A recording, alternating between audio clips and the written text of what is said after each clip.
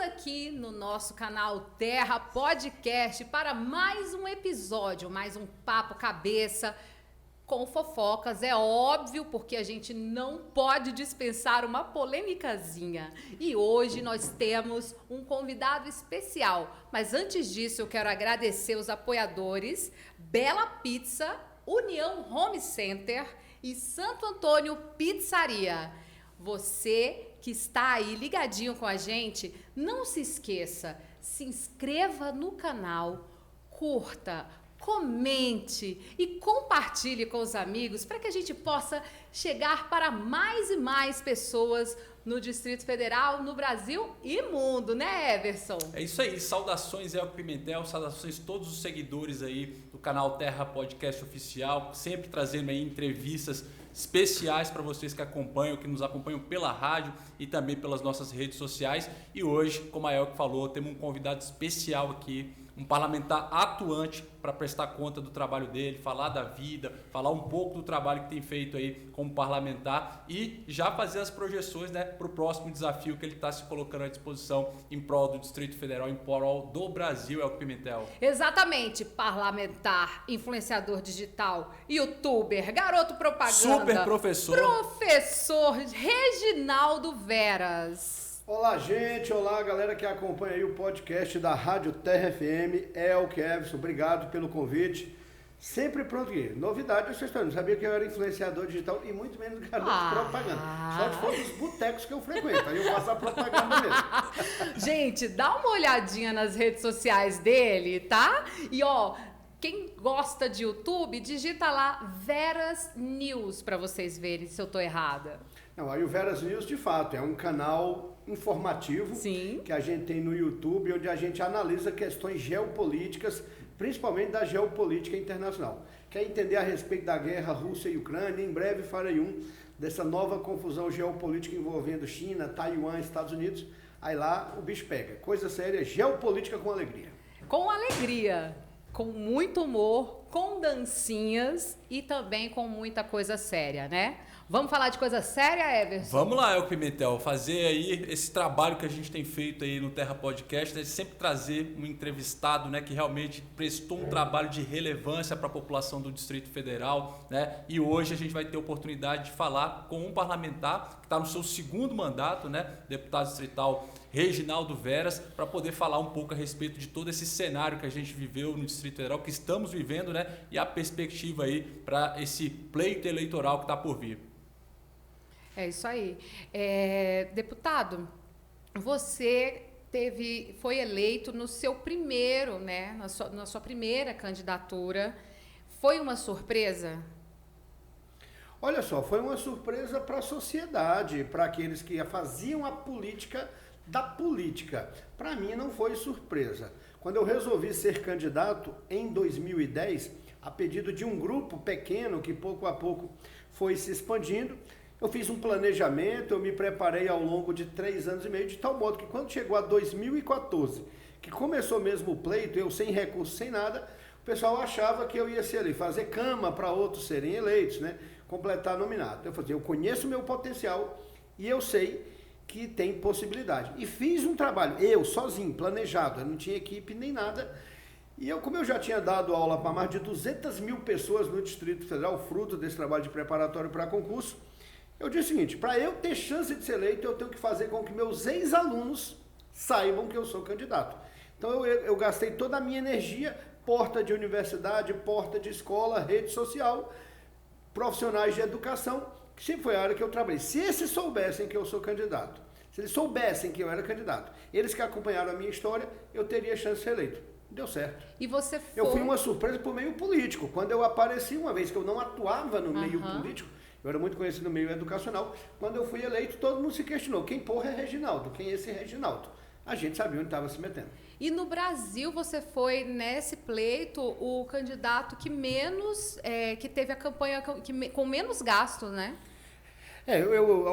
A primeira campanha em 2014, tudo prestado conta, bonitinho, não tem grana por fora, até porque não tem nem grana por dentro, imagina por fora nessa candidatura. Eu gastei R$23 mil na primeira, na segunda R$54 mil, cada centavo do meu bolso, porque eu tinha assumido o compromisso de que não aceitaria doação, então de campanha. Então nem dos amigos eu aceitei. Nessa, por exemplo, eu aceito. Quem quiser doar, eu já estou avisando de antemão que nessa eu aceito. Eu vou para uma disputa para federal, disputando com tubarões, com milionários. Será uma campanha alternativa, com pouco recursos próprios também. E os amigos que quiserem contribuir, será bem-vindo. Nem mesmo que seja de pagar a cerveja até financiar algum material, a gente está aceitando. Então, olha, na segunda candidatura, você foi o terceiro mais votado do Distrito Federal, né? E aí, por conta disso, inclusive, muitas movimentações pediram para que você viesse a governo, não é verdade? Eu gostaria de saber, você é o deputado da educação, né? Conhecidíssimo por conta da sua atuação nessa pasta. Você acha que você é eleito pela categoria, pelos seus colegas de profissão ou pelos seus alunos de cursinho, que você dá muita aula para pessoas que querem entrar no serviço público? Olha, que ninguém ganha uma eleição com um só segmento. Isso não existe. Uma eleição é algo extremamente complexo. A representação da sociedade no poder legislativo é complexo. Então, quanto mais gente de diferentes áreas estiverem te apoiando, melhor. Eu espero ser eleito e espero ter voto de diferentes áreas. Naturalmente, pela minha história de trabalho e pelo grande contato que eu tenho com estudantes, né, eu acabo tendo muito voto de estudante preparatório para concurso. Eu acredito que ao longo dos 2 mandatos foi o maior peso da minha votação.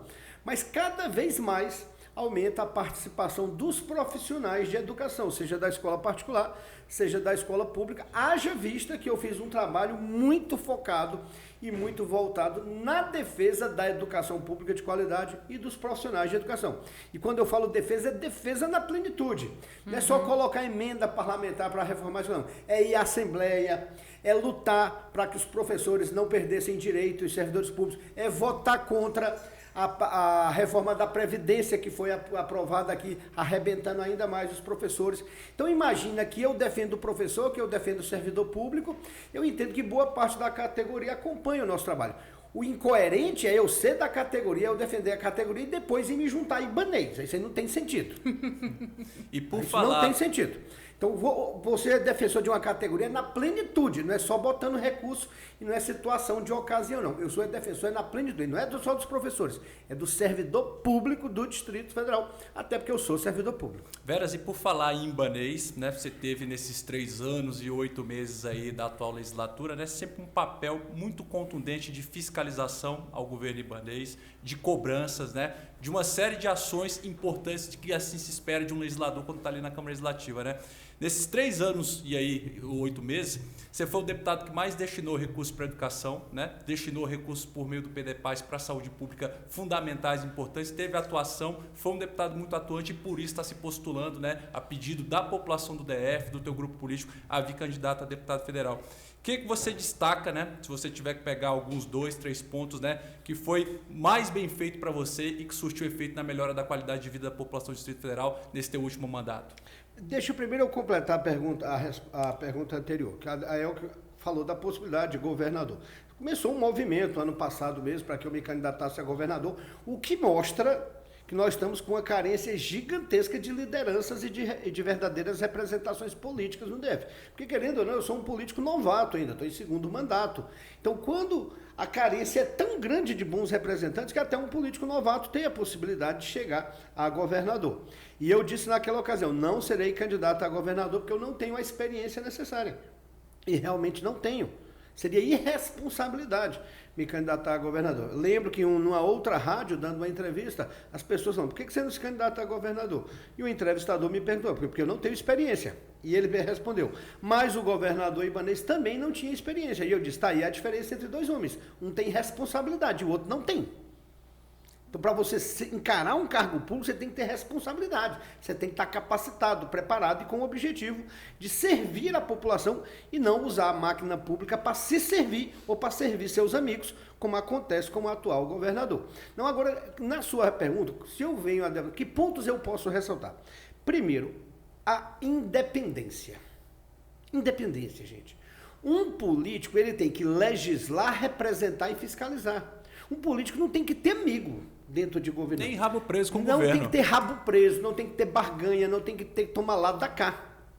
E a prova da importância da independência, tem muito político, deputado, que fala assim, eu não vou bater no governo porque ele não libera as minhas emendas. É um frouxo o cara que fala uma porra dessa. Por quê?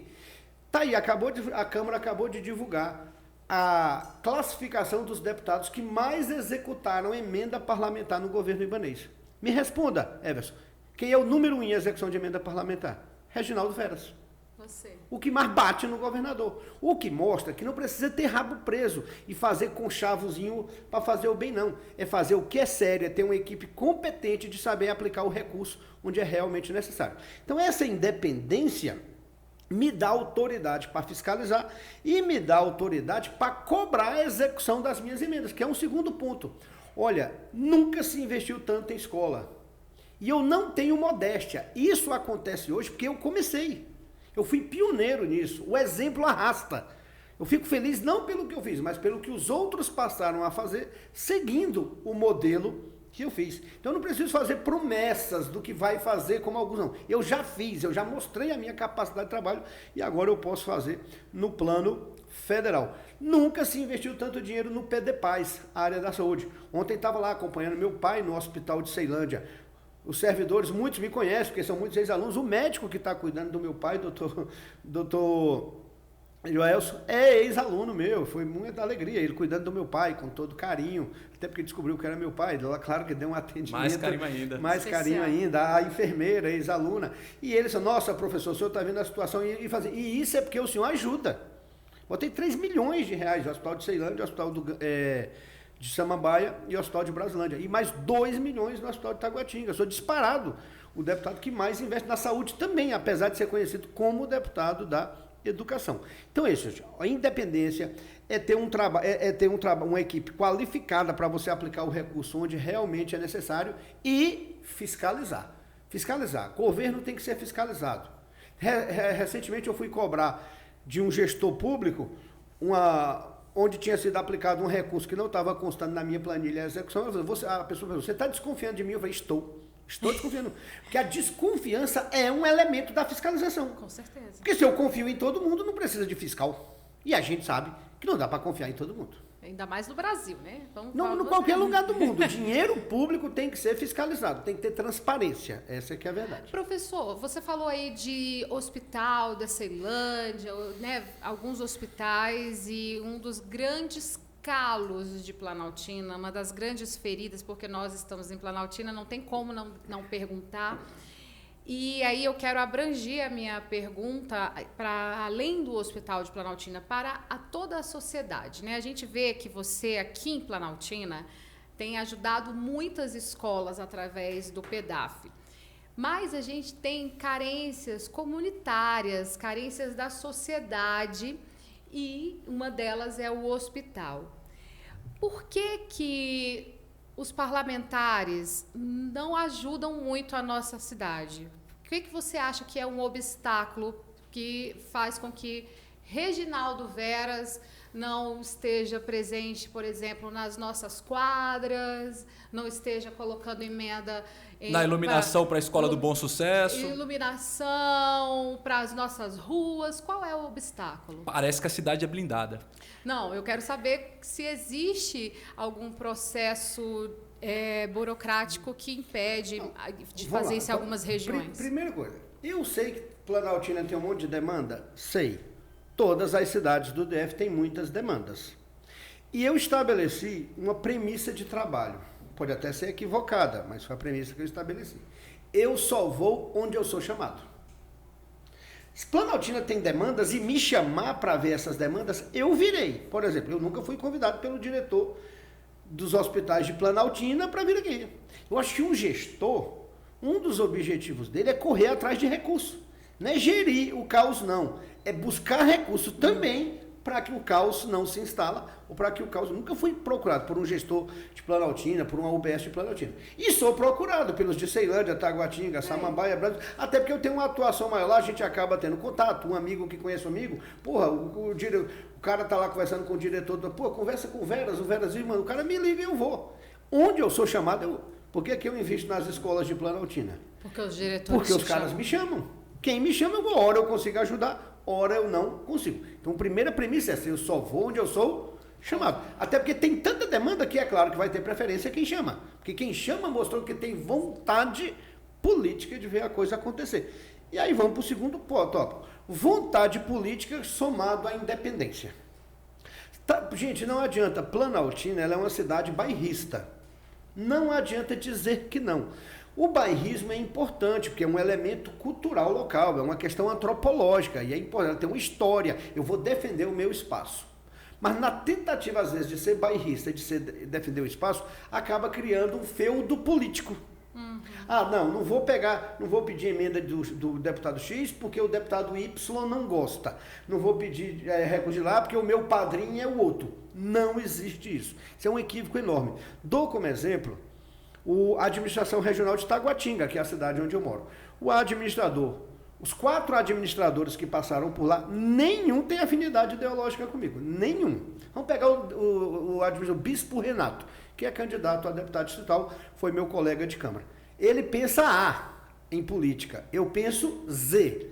Isso impede que a gente tenha uma relação muito republicana, muito amistosa e muito colega? Não. E ele me apresenta as demandas da cidade, me apresenta quanto vai custar e eu falo, eu vou bancar isso aí. Eu coloco a emenda. E ele vai lá, corre atrás para liberar, e executa.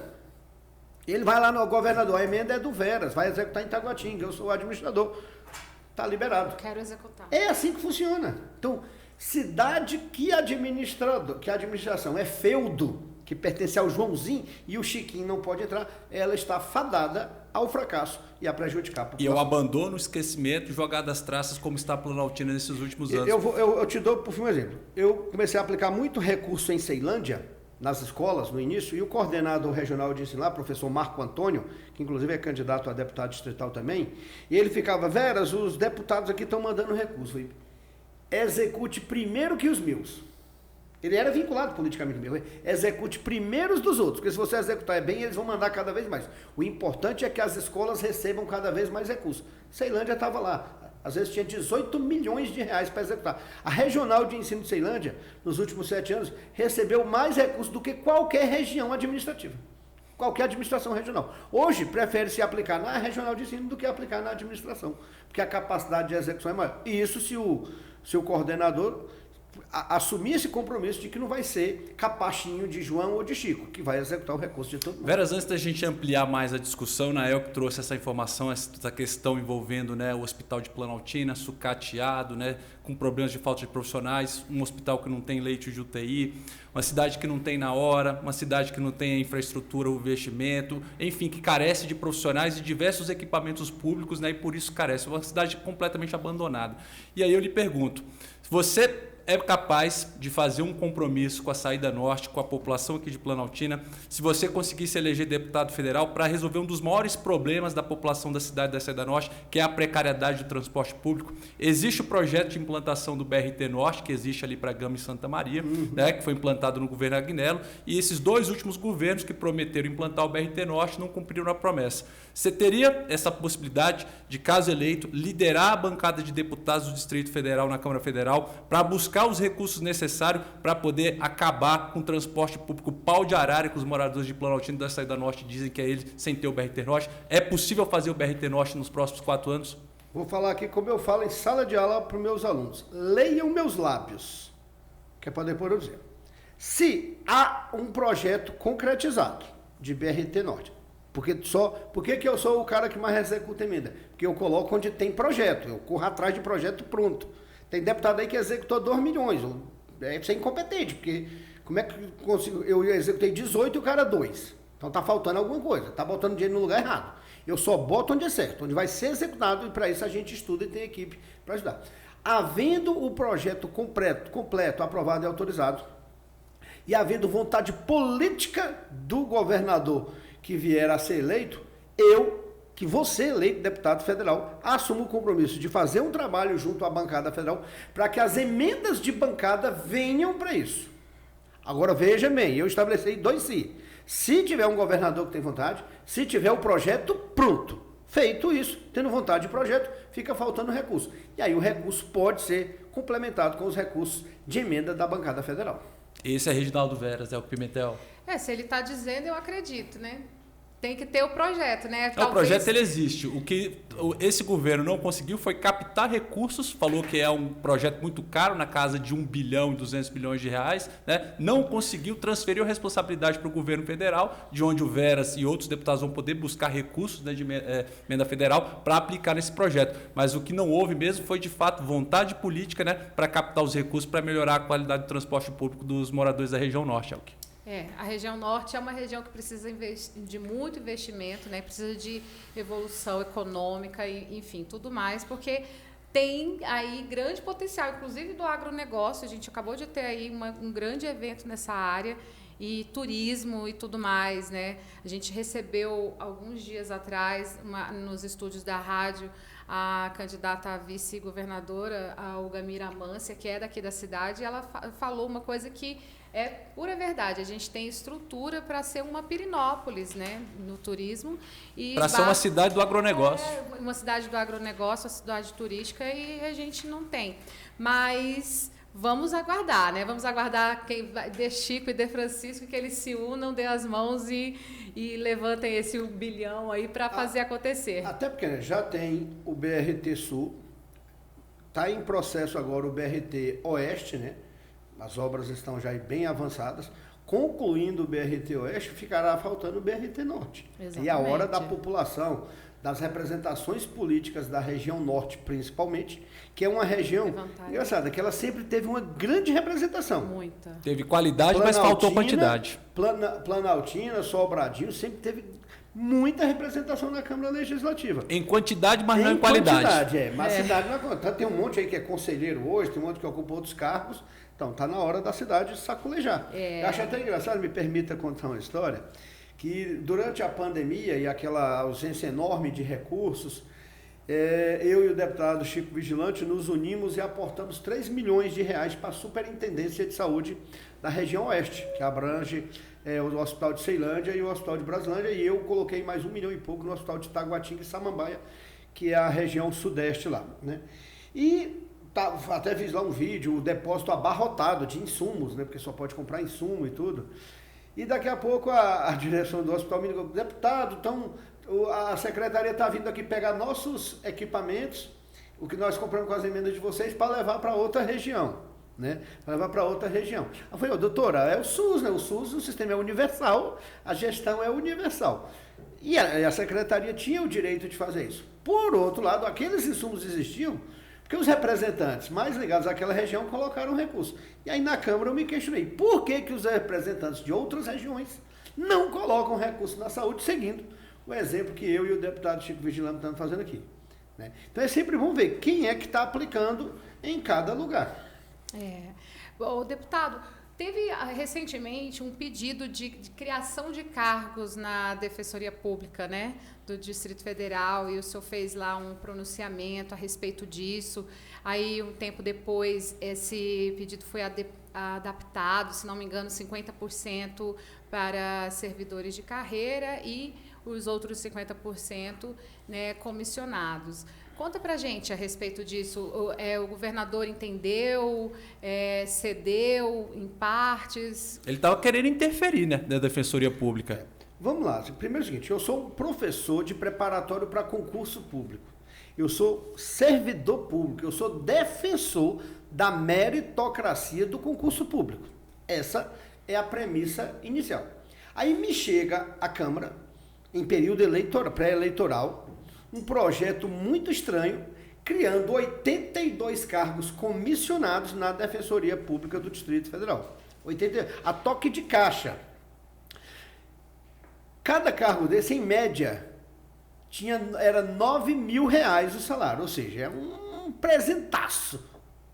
E cargo de comissão é livre nomeação, é livre provimento. Se você quiser botar o Chiquinho Zureia, que não entende nada do cargo, você vai botar o Chiquinho Zureia e tudo mais, tá bacana? Resultado, eu, defensor do concurso público, achei inadmissível isso.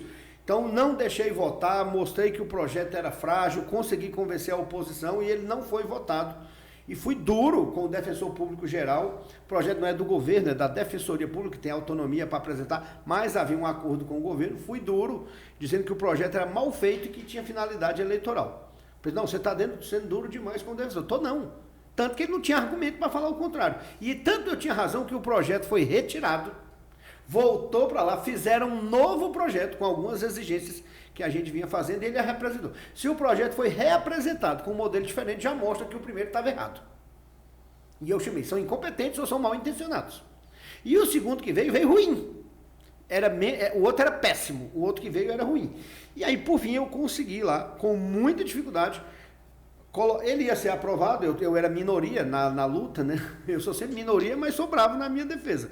Mas por fim eu consegui aprovar uma emenda ao projeto que dizia que desses cargos, pelo menos 50% tinha que ser para profissional de carreira. Por mim era 100%, mas a própria Constituição e a lei orgânica do DF determina que 50% pode ser de livre provimento. Aí eu não tinha muito o que fazer porque eu estava amarrado, mas eu fiz questão de que obedecessem a Constituição e a lei orgânica, reservando 50% desses cargos para servidores de carreira. E deixei claro, se minha emenda for vetada, mostra a má intenção do projeto. Eu acho que a ameaça deu certo, eles não vetaram a emenda. Mas eu aviso, você aqui que está assistindo a gente, nós estamos esperando sair o diário oficial com esses 82 nomeados. Eu avisei para o defensor, eu vou pegar cada um deles, mapear, ver a que partido é filiado, ver a que órgão público, se for servidor de carreira, e vou mostrar as vinculações políticas. Vou provar que o objetivo disso era para transformar em cabide de emprego em período eleitoral. Vou provar. Eles dizem que não, mas eu vou provar que é. Veras, recentemente tivemos aí a retomada, né, das atividades na Câmara Legislativa e você fez um desafio contundente, né, ao governador do Distrito Federal nesse instante, né, da humilhação, desse caos na assistência social no Distrito Federal. Mais de 200 mil famílias do Distrito Federal na fila do CRAS para conseguir um benefício da assistência social, pessoas dormindo por vários e vários dias na fila do CRAS para poder ver se consegue uma senha para poder fazer a renovação do cadastro único. Uma vergonha, uma situação que é lamentável e de humilhação. Fala um pouco aí para quem não teve a oportunidade de ver isso, como é que foi esse desafio, se o desafio foi aceito e como é que você está vendo essa situação da assistência social que está o caos e que não foi resolvido pelo governo, assim como não foi resolvido os problemas da saúde pública e tantos outros. Quem assistiu ao primeiro debate eleitoral, eu até tuitei, porque eu fiquei impressionado com o que se falava por lá, o governador do Distrito Federal, nas suas considerações finais, disse, falou lá umas coisas, eu criei soluções, tá lá, abre aspas, era o governador que disse, olhem lá, eu criei soluções para a saúde, eu criei soluções para o transporte, eu criei soluções para a assistência social. O governador deve estar governando a Suíça, porque em Brasília ele não criou solução para nada. Saúde, transporte e assistência social é um colapso. A assistência social, você já fez o relato aí da humilhação, da indignidade a que o cidadão é submetido, o que mostra a incompetência do governo e do secretário daquela pasta, que todo mundo sabe quem é. É um povo incompetente, um povo que não tem sensibilidade com a população pobre, e o governador, de forma canalha, de forma insensível, de forma desumana, disse, na convenção do partido dele, esse povo que está reclamando de ficar na fila do CRAS tenha que agradecer, porque esse governo e o governo Bolsonaro criam programas sociais. Cara, isso é de uma canalice tão grande, porque programa social é um direito social previsto no artigo 6º. Primeiro que não tinha que ter programa social. Se fosse um governo capaz, competente para fazer o país crescer economicamente, gerando emprego e renda, ninguém precisava de auxílio do governo. Então tem que gerar emprego e renda. E se não tem, mostra que o governo é incompetente. E aí ele ainda falou que a pessoa tem que agradecer.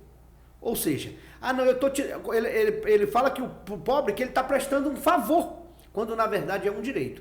O cidadão mais pobre do Distrito Federal, que votar no Ibanez, na boa, aí ele não tem direito de reclamar de nada não. Porque está votando em alguém que pisa na cabeça e que humilha. E aí, eu chamei o governador Ibanez para um desafio, para ele, junto comigo, num domingo, a partir de 10 horas da manhã, porque todo domingo, se você for no CRAS aqui de Planaltina, 10 horas da manhã do domingo, as pessoas começam a se juntar na fila para ver se consegue receber uma senha para ser atendido no outro dia. E faço o desafio no governador. Eu falei, vamos lá, fica eu e o senhor na fila do CRAS, junto com a população. Eu ainda levo o colchonete, o café e o pão de queijo. Eu falei, ele pode economizar o dinheiro dele, que ele deve ter pouco, pode economizar o dinheiro dele. Eu levo pão de queijo e o café. Lancei o desafio. Infelizmente, ele não respondeu como já era sabido. Então, quem quer saber o que o povo passa, tem que sentir o que o povo passa. Isso me deixa muito indignado, porque eu sou oriundo de uma família miserável. Graças a Deus, estamos numa situação razoável hoje. Eu já fui dependente de programa social. Você é um cara mais jovem do que eu, mas a minha família ia buscar aquela sopa da LBA, sopa de feijão, ia buscar aqueles creme lá de morango, uns troços lá, e aquilo era alimento, porque a gente era uma família em situação de insegurança alimentar, como estão 36 milhões de brasileiros hoje, como estão milhares de brasileiros que o governador humilhou, dizendo que eles têm que agradecer por estar na fila.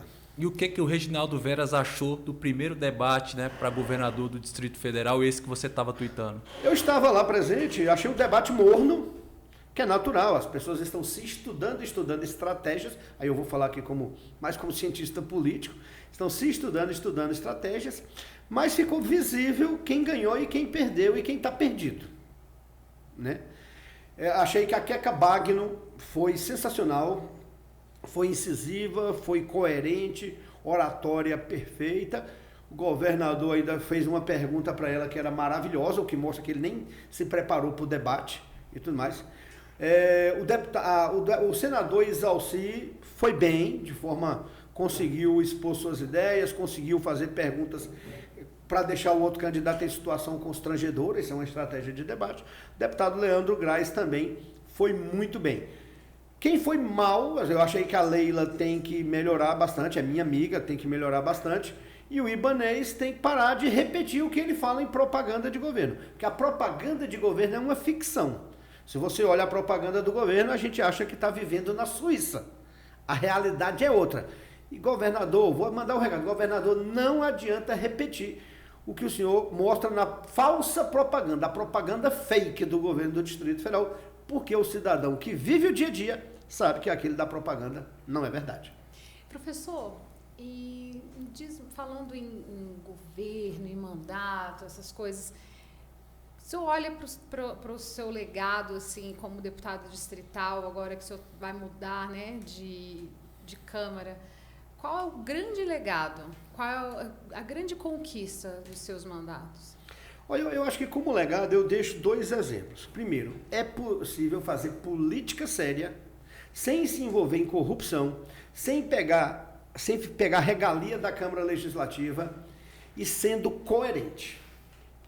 Quer fazer um mandato razoável, sem modéstia, siga o exemplo do Reginaldo. Seja independente, aplique naquilo que é prioritário, saúde e educação, seja firme nas suas posições. Acabou. Tem uma coisa que o outro legado, já deixei claro aqui no nosso primeiro bloco, foi essa nossa capacidade de entender a legislação e transformá-la para que os recursos chegassem direto à escola, via PEDAF, direto aos hospitais, via PDPAS, e isso tem ajudado bastante a infraestrutura da educação e o fornecimento de insumos na área da saúde. Você foi o primeiro deputado que eu vi dispensar verba de gabinete, é isso que não, verba indenizatória. A verba indenizatória.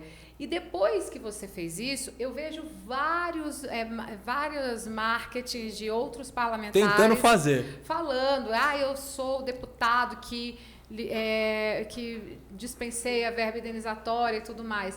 Não sei se você foi realmente o primeiro, mas foi o primeiro que eu tive conhecimento. Corrigindo, eu não fui o primeiro, realmente. O pioneiro nisso foi o atual senador Regufe. Ele criou essa escola. Você seguiu o regufismo. Nós somos da escola do Regufe dentro do princípio da economicidade, tanto que eu acabei criando a expressão regufismo. Aqueles que seguem a linha do Regufe no princípio da economicidade. A galera fala, o Veras é o novo Regufe. Não, não sou o novo Regufe. A gente tem uma linha de trabalho extremamente diferente. Nesse princípio, o da economicidade, da seriedade e da transparência, eu sou regufista. Mas o Regufe é bem diferente. Ele é um parlamentar mais de gabinete, eu sou de rua, eu sou pé de Todd, né, como a gente chama, tá ali, é o pé na lama, é o pé na poeira. Então, quer me achar, não me procure no gabinete, porque dificilmente eu estarei lá. Me achem pelas ruas do Distrito Federal. Falar nisso, Veras... E fica aqui os parabéns, senador. Apesar de ser muito criticado por isso, o senador Regufe criou uma escola. Todo mundo que veio depois, que abriu mão de verba indenizatória, ou que, como eu, abre mão da verba indenizatória e da verba de correspondência, eu abro mão das duas, a gente acabou seguindo esse exemplo do Regufe e ele deixou uma marca na história do Distrito Federal, mostrando é possível fazer boa política, é possível ajudar a população sem regalias e sem as extravagâncias do poder. E por falar no senador Zé Antônio Regufe, né, qual a sua opinião sobre o que fizeram com ele e o que isso representa para o futuro da política do Distrito Federal ter acontecido o que aconteceu? Podem não gostar do que eu vou falar, mas eu vou usar um ditado popular. Galinha que anda com pato morre afogado. Todo mundo conhece essa expressão. A letra foi dada antes, né? Todo mundo sabia que União Brasil não é um partido de confiança. Todo mundo sabia que partido de centro, ele vai de acordo com as oportunidades. O Regufe disse que fez um compromisso, eles disseram que esse compromisso não existe, então alguma coisa já foi mal combinada ou alguém traiu alguém. Quem se junta com o porco na lama vai ficar. Então eu achei que o Regufe, que é meu amigo, errou na estratégia. Ele tentou uma estratégia, mas errou quando foi para o União Brasil sem ter a garantia plena e a certeza de que as condições dele seriam realmente aceitas. Mostrou que o povo não é de confiança e que as condições que ele estabeleceu realmente não foram honradas. Eu lamento que a gente acaba perdendo nessa eleição uma possibilidade de uma grande representação. Meu candidato a governador se chama Leandro Graz. Nós vamos chegar no segundo turno. Nós vamos vencer a eleição do Distrito Federal. Mas o Regufe, que é meu amigo, e aí eu não estava com ele, porque ele demorou a tomar a decisão, e não estaria com ele indo para a União Brasil. Porque eu tenho um lado, e o meu lado é o lado de cá, é o lado do campo progressista. Então eu lamento que ele não esteja na disputa e perde o Distrito Federal e perde a disputa eleitoral, porque ele seria uma opção, seria uma nova forma de analisar uma campanha eleitoral para governador. Realmente uma boa análise. Olha, recentemente uma colega sua lá de parlamento, ela fez uma colocação em que ela ela falou sobre os colegas, né, sobre cada um com um perfil. E entre esses perfis lá que existem lá na Câmara, ela disse que um chega animadinho porque toma uma cervejinha, alguma coisa assim. E quem te conhece sabe que você gosta de um barzinho, bastante, né? Uma reunião com os amigos, gosta de uma Heineken trincando e tudo mais. E muita gente, né, veio à mídia, usou isso, falou, se manifestou, os parlamentares, isso deu uma polêmica, gerou discussão. Qual foi a sua observação sobre isso que a Júlia Lucy falou? A Júlia Lucy é minha amiga, ela foi minha aluna, inclusive, e tudo mais. E é uma excelente parlamentar dentro daquilo que ela se propôs a fazer. Ainda que eu digo que o parlamentar é bom, não é se ele pensa igual a mim, não. Ele estabeleceu uma linha de trabalho. Mandou bem naquela linha de trabalho, ele é um bom parlamentar. Afinal de contas, a sociedade escolheu o cara para fazer aquilo ali. A Câmara Legislativa é a representação da sociedade. Lá tem gente do bem, do mal, rico, pobre, e vamos deixar as outras características de lado. E aí a Julinha tá lá. Ela foi infeliz na fala dela. Né? Ela foi inconsequente na fala dela. E eu posso falar aqui publicamente, porque no outro dia eu estava presidindo a sessão, ela veio até mim e eu falei, no ouvido dela, que porra é essa que tu falou? E ela me perguntou, falando aqui, eu estou mentindo? Eu falei, está. Eu estou aqui há 7 anos. E nunca vi ninguém chegar embriagado ou com bafo de cachaça lá. Se alguém chegou drogado por uso de droga ou por uso de tarja preta, eu não sei, eu não sou especialista, eu não sei fazer exame toxicológico. Agora, uma pessoa que chega embriagada, isso fica mais visível. E eu tô aqui, ó. Juro que eu nunca vi ninguém chegar lá em qualquer condição dessa natureza. Eu acho que no momento de empolgação, ela tentando jogar ali pro grupo em que ela estava falando, acabou sendo. E aí ficou ruim, por quê? Porque ao falar que uns colegas generaliza. Rapaz, tem que ter coragem. Se tu quer falar, dá a letra logo completa. O nome, né? Fala o nome, senão vira fofoca, pô. É verdade. Até porque você tem que ser corajoso para dar a letra completa, falar o nome e estar preparado para as consequências, porque a consequência tem processo, tem explicação, tem outras coisas. E aí, emendando a isso, teve uma lei lá de restrição, de limitação de horário lá para os bares da Ceilândia. Você fez um vídeo, né, nas redes sociais e isso voltou atrás, né, esse decreto. Isso é só na Ceilândia. Olha só, primeiro que existe uma política, não é política, existe uma mania na sociedade brasileira de criminalizar bar. Criminaliza-se bar por a questão do álcool e tudo mais. Se for para criminalizar, transforma aquilo em ilegal e para a conversa. O consumo de álcool é lícito.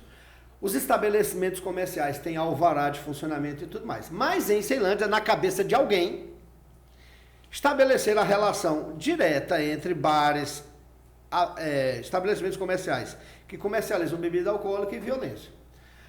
Aí vamos lá. Aí estabelece um decreto exclusivo para a cidade de Ceilândia. Você, planaltinense, que nos assiste. Por acaso aqui não tem o mesmo procedimento não nos bares, restaurantes, biroscas, botecos? Nossa Senhora! Casas que atendem homens carentes e necessitados, seja lá o que for. Não tem o consumo, não vai até mais tarde e não rola outra coisa não. Por que Ceilândia? Então o que me indignou, primeira coisa, o comércio de Ceilândia já está extremamente prejudicado por causa de uma obra mal planejada, mal feita e mal executada na Avenida Hélio Prates, que é a nossa principal avenida. Some-se o fato que isso veio depois de uma pandemia que já tinha massacrado os comerciantes daquela cidade, assim como de todo o Distrito Federal. Então, pandemia massacrou. Aí vem uma obra que massacra. E agora, quando o comércio da cidade está começando a ressuscitar, me vem com uma medida ruim, dizendo que vai fechar os estabelecimentos a partir da meia-noite por uma questão de segurança. Nossa, se fosse aqui... E é só em Ceilândia? Não tem violência em outras cidades, não. Os nossos índices estão alarmantes quando comparado ao das outras cidades. E eu fui olhar, está no mesmo nível. Então, se vale para a Ceilândia, tem que valer para todo mundo. O deputado Leandro Graz e eu, então, protocolamos no mesmo dia um projeto de decreto legislativo para sustar os efeitos do ato do Poder Executivo. A lei nos dá, no final das contas, quem tem mais poder, nesse caso, é o Poder Legislativo. Uhum. Se o governo baixa uma ação que a gente acha que é ilegal, que ele extrapolou a sua função, a gente entra com o PDL anulando aquela ação. Assim que a gente protocolou o PDL, que deu repercussão, que eu fiz aquele vídeo e tudo mais, aí os comerciantes de Ceilândia se mobilizaram via Associação Comercial e Industrial da cidade. Rapidamente o governador, que já está com a popularidade baixíssima em Ceilândia, como está em todo o Distrito Federal, mas lá está baixíssima, ele foi lá e mudou e botou a culpa no administrador. Não, nem sabia. Foi o administrador. Se você não controla seus subordinados, peça para sair. Veras, você falou aí a respeito do legado que você deixa, né, para o Distrito Federal em 2 mandatos na Câmara Legislativa. Toda vez que a gente entrevista, né, um pré-candidato, um candidato à Câmara Federal, né, eles dizem, né, agora a missão será buscar recursos para o Distrito Federal, buscar recursos para Brasília. Eu lhe pergunto, porque sei que você vai além disso. Além disso, quais são suas principais propostas para as principais áreas deficitárias aqui do Distrito Federal, se você virar deputado federal? Olha só, a população tem que entender muito bem qual é a função de cada um. Um deputado federal, de fato, ele faz menos pela cidade do que um deputado distrital. Tem muita gente que está pedindo para eu continuar como deputado distrital, porque a gente acaba ajudando bastante. Um deputado federal ele faz menos, porque o nome já diz, ele é federal, ele é da federação, ele tem que atuar nas demandas do país inteiro, ainda que ele seja representante da cidade. Então, o cara que vier aqui e falar, eu vou fazer isso, eu vou fazer aquilo, eu vou fazer aquilo outro, ele está mentindo, ou ele está mal informado da função que ele deve exercer na Câmara Federal. Porque o cara pode lutar assim, eu vou lutar para buscar recurso aqui. Eu vou pedir uma reunião com o ministro tal, para ver se é possível criar um programa para cá. Muitas vezes o parlamentar pode atuar como mediador de ações. Vou te dar um exemplo prático. Todo ano a gente perde muito dinheiro, o DF perde milhões de reais do Fundo da Saúde e do Fundeb, o Fundo de Desenvolvimento da Educação Básica. Tem lá dinheiro para ser aplicado no Distrito Federal, mas o dinheiro não é aplicado. Por quê? Porque eles só aplicam se tiver o chamado projeto. O Fundeb tem recursos para cobrir quadras poliesportivas aqui no DF, mas não tem uma equipe qualificada dentro da Secretaria de Educação ou com quantidade. Você tem às vezes a equipe é muito pequena, que não consegue fazer na celeridade necessária os projetos de acordo com o que o Fundeb exige para a liberação do recurso. Não pode acontecer uma coisa dessa. Eu não posso perder milhões pela ausência de arquitetos dentro da equipe, para ausência de gente capacitada para fazer isso. Aí sim, o parlamentar pode, e é o que a gente vai fazer. Eu já fiz isso como distrital e posso fazer com ele. Vai lá no Fundeb. Quanto é que tem para o DF? Tantos milhões. É para aplicar em quê? Nisso, naquilo. Governo do Distrito Federal. Cadê o projeto disso, daquilo, para que o Fundeb possa liberar o recurso? Ah, não tem improbidade administrativa. Ação no Tribunal de Contas, ação no Ministério Público. É assim que funciona. Ou seja, se não vai por bem, vai pelo mal. Se não vai pelo amor, vai pela dor. O barato é dialogar. Senão, vamos usar os mecanismos de controle, os órgãos de controle. Esse é o papel de um deputado federal, é isso que se espera e o que a população com certeza. E vai voltar a continuar a defender a educação inclusiva no Brasil e no Distrito Federal? Sempre. É lamentável o que aconteceu com o governo federal. O ministro da Educação, que foi preso, chegou a dizer naquele contexto, lá antes, quando ele era ministro, que os alunos incluídos, que os alunos com portadores de necessidades especiais, que são da educação inclusiva, eles atrapalhavam o desenvolvimento dos alunos normais. Nossa. Ou seja, o ministro da Educação falou isso. Tinha que ser preso um canalha desse, tá entendendo? Então a gente vai sim continuar defendendo a educação inclusiva, inclusive tentando aportar mais recursos para essas áreas. E o governo do Distrito Federal, o governo ibanez, reproduziu essas, vou usar a linguagem popular, essas merdas faladas lá pelos representantes do governo federal. Aqui a educação inclusiva está altamente prejudicada. Cortaram recursos, cortaram os educadores sociais voluntários que cuidam dessas pessoas junto com o professor, não nomearam em tempo hábil os monitores que têm a função de ajudar também. Então foi um governo federal e um governo local que colapsou a educação inclusiva que vinha evoluindo muito bem e que é determinação constitucional e legal da Lei de Diretrizes e Bases da Educação. Ou seja, desrespeitaram a legislação. Como é que você imagina, Veras, que vai ficar o cenário da política do Distrito Federal nos próximos 4 anos pós-eleição? E como é que você imagina que vai ser o cenário de Câmara Federal? Nós vamos ter uma renovação expressiva com a da Câmara Federal, provavelmente, né? E o que você pensa dessa dobradinha, né? Do governo do Distrito Federal, Câmara Federal, que a gente vai ter para os próximos 4 anos? Olha, é difícil fazer o prognóstico, só dá para imaginar como é que vai ficar, dependendo de quem levar. Eu falo claramente aqui para o ouvinte e para a galera que está vendo pelo YouTube aqui da Rádio Terra. Eu torço muito que não haja a reeleição do governo ibanez e nem do governo Bolsonaro. Acho que vai ser muito ruim para aqueles que querem uma sociedade mais justa, que querem uma sociedade mais inclusiva. Torço muito. Se for, você já está. Se eu torço muito é porque eu entendo que se esses forem eleitos, vai ser muito ruim para a sociedade brasileira. Nós temos alternativas. Quanto à renovação da Câmara Federal, naturalmente ela vai acontecer em grande quantidade. Porque você já tem 4 que não serão candidatos. Né? A deputada Celina não será candidata, vai ser a vice-governador. O Luiz Miranda, que não sei como o diabo o povo do Distrito Federal foi eleger um cara no DF que morava em Miami. Vai para São Paulo agora, domicílio eleitoral, né? O que mostra que ele não tem identidade com a região, é que agora ele vai ser candidato por São Paulo. Pelo amor de Deus, povo brasileiro, se aprenda. Né? Então o Luiz Miranda já não vem candidato. Quem mais aí? Flávia Arruda vai para o Senado. A Flávia Arruda também não será candidata. Eu não sei ainda o que decidiu a deputada Paula Belmonte. Então, de cara aí você já vê uma renovação de cerca de 50%. Não sei, os outros que estão aí, não sei se conseguirão ou não a reeleição. Mas haverá uma renovação e eu espero que para melhor, com maior representação feminina até e com maior representação do campo progressista. Caminhando aqui para o final, né, do nosso bate-papo, me fale sobre a CPI do IGES. A não CPI. A não CPI do IGES. Que vocês, deputados independentes, lutaram muito para ter uma CPI da saúde pública do Distrito Federal ao longo dessa legislatura, né? E sempre, né, por conta da participação dos deputados que têm rabo preso com o governo, né, acabaram não conseguindo implantar essas importantes comissões parlamentares de inquérito para abrir a caixa preta da saúde pública escandalosa do Distrito Federal. Olha só, pai, uma coisa é visível. O governo Ibanez Rocha foi um governo corrupto na área da saúde. É o Reginaldo Veras, o opositor que está dizendo isso? Não, é o Ministério Público. O secretário de saúde foi preso. A sua equipe foi presa. Presa. O único secretário de saúde preso no exercício do mandato. Na história do Brasil. E o governador ainda segurou. Então não sou eu que estou dizendo. Depois denúncias de desvio no IGES, de contratação fora das normas, de nepotismo, de teste superfaturado. Teste de Covid foi vendido por uma empresa de brinquedo. Porra! É a mesma coisa de tu ir comprar café na madeireira. Não tem sentido uma empresa de brinquedo. Então foi um governo corrupto na área da saúde. E quando você desvia ou mal aplica na área da saúde, você está matando as pessoas. E aí nós, da oposição, eu, o deputado Leandro Graz, Chico Vigilante, Arlete Sampaio, Fábio Félix, João Cardoso, que às vezes nos acompanha, um excelente parlamentar, e outros, a gente recolheu assinaturas primeiro para a CPI da saúde.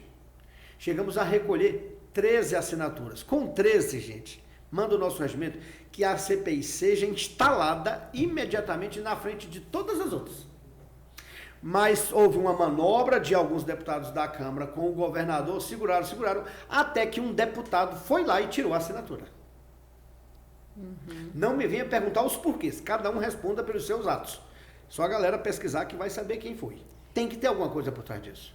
Certo. Depois tentamos abrir a CPI do IGES, recolhemos 8 assinaturas, mas ela não foi instalada porque tinha lá a CPI eu digo que é CPI PONEM, tinha uma CPI PONEM na frente. Me pergunte, o que é CPI PONEM? CPI de porra nenhuma.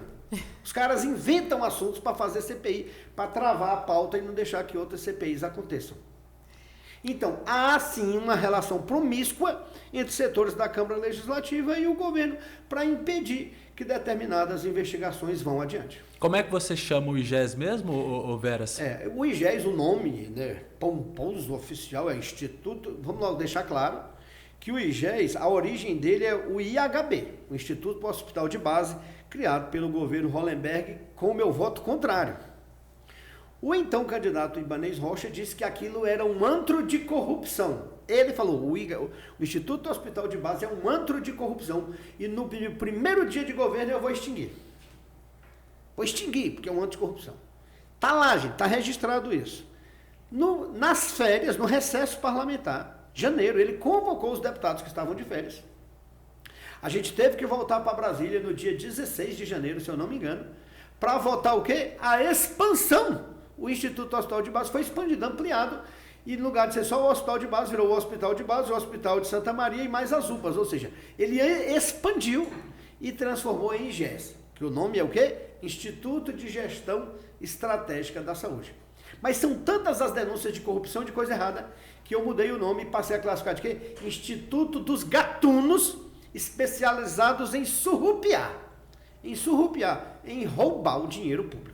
E foram 6 presidentes e uma dívida que chegou a 370 milhões de reais e por isso, né, a gente não tem a gestão eficiente da saúde pública que deveria ter na capital do país. Então, agora para a gente, né, finalizar a nossa conversa, eu queria saber se você pode compartilhar com a gente alguma proposta para quando for deputado federal. Olha, uma das coisas que a gente vai correr atrás, depois de ouvir muito um determinado segmento da sociedade que é pouco esquecido, e nós vamos ter que trabalhar por uma legislação a respeito disso, tudo, tem que estudar muito ainda e capitanear recursos, é criar o que eu estou chamando, a nomenclatura de creche do idoso. Quando você pega uma criança e põe na creche, é porque você sabe que ali ela está o quê? Protegida, acolhida, amada e que passará por um processo de ensino e aprendizagem. Não é isso que a gente tem confiança de botar uma criança na creche. Mas a gente tem uma preocupação muito grande quando se trata do idoso. Porque quando se fala em idoso, vai botar onde? No abrigo. Abrigo.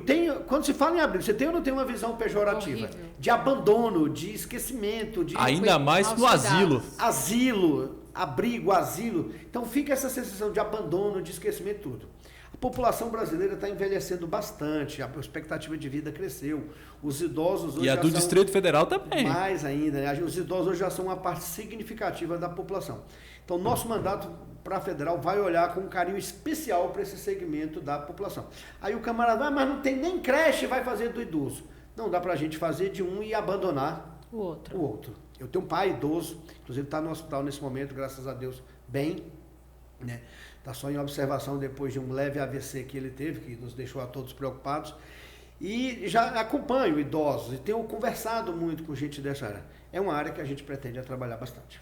Muito bom. Se Leandro Graça foi eleito governador do Distrito Federal, a Universidade do Distrito Federal será no Lago Norte? Provavelmente não. Até porque a gente entende que já tem uma universidade na área central, na área rica, na Universidade de Brasília. E a gente tem que descentralizar os campos, expandindo cada vez mais para a periferia. Planaltina, Ceilândia. Ceilândia não, porque Ceilândia já tem um campus da UNB, mas vamos tentar expandir para áreas onde ainda não tem campus da Universidade de Brasília. Legal. O próprio Leandro Graz já defendeu isso em discurso no plenário. Legal, muito bom. Mais alguma pergunta para finalizar, Everson? Te agradecer demais, professor Reginaldo Veras, por ter vindo aqui, prestar conta do teu trabalho nesses 2 mandatos, né, protagonistas independentes da Câmara Legislativa do Distrito Federal, falar das suas propostas, né, como candidato a representar o Distrito Federal na Câmara Federal, projetos e ideias muito interessantes e tenho certeza que todos os segmentos do Distrito Federal vão olhar com bons olhos, né, e desejar a você boa sorte aí nessa caminhada aí, porque realmente a missão agora na Câmara Federal é uma missão que vai fazer com que realmente a população do Distrito Federal finalmente, né, se tudo der certo, se sinta representado, porque eu ouço muito, Graça, aqui em Planaltina, no Distrito Federal, muita gente dizer que não se sente representado por deputado federal, tamanho é o distanciamento que ele toma quando vai para a Câmara Federal, mas com esses compromissos que você estabeleceu com a população de Planaltina e do DF, caso seja eleito, você vai ser, acho que o primeiro deputado federal vereador aqui no DF. Deputado federal pé de Todd. Pé de Todd. Nós estaremos na rua. Eu quero agradecer a audiência de vocês, quero de novo pedir que curtem, comentem, compartilhem esse vídeo. Quero agradecer a direção da Rádio Terra, na pessoa do nosso presidente Nelson Batista e do nosso diretor Paulo Silva, por permitirem realizarmos esses trabalhos com tamanha imparcialidade, a fim de levarmos aos nossos ouvintes e telespectadores toda a informação e a liberdade na hora da tomada de decisão. Beijos, muitos beijos e até o próximo episódio. Até lá!